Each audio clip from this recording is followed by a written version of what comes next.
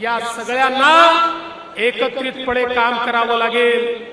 एकीकडे ड्रग्स वाटप रोखण्याकरता पोलीस विभाग तर काम करेलच, पण जर आमच्या विद्यार्थ्यांनी आमच्या युवा शक्तींनी ठरवलं की आम्हीच ड्रग्सला नाही म्हणू, we will say no to the drugs, असा जर आपण संकल्प केला तर मला सांगा कोणाची हिम्मत आहे या ठिकाणी ड्रग्सचं वाटप करण्याची, ड्रग्सची विक्री करण्याची।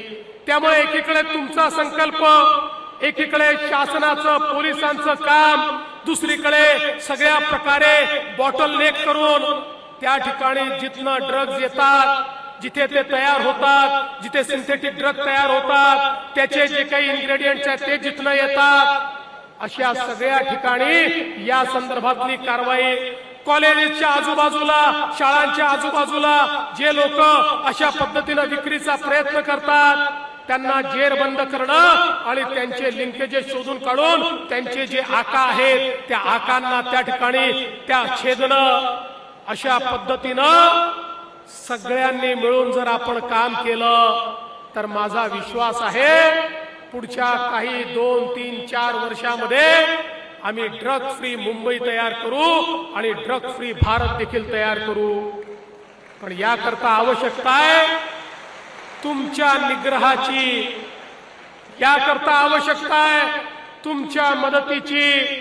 या भारताची ही युवा पिढी जो उद्या भारताचं संचालन करणार आहे, तुमच्यापैकीच कोणीतरी या भारताचा राज्यकारभार चालवणार आहे। तुम्ही सायंटिस्ट होणार आहात, तुम्हीच इंजिनियर होणार आहात, तुम्हीच डॉक्टर होणार आहात, तुम्हीच सीए होणार आहात, तुम्हीच या भारताला चालवणार आहात।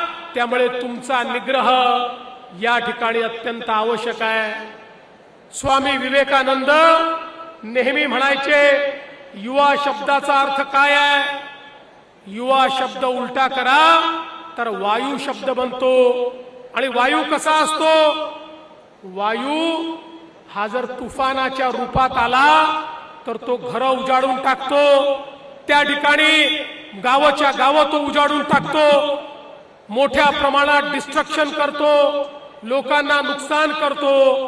पण तोच वायू हा जर ऑक्सिजनच्या स्वरूपात आला तर समाजाला आणि प्रत्येक व्यक्तीला जीवन देण्याचं काम करतो।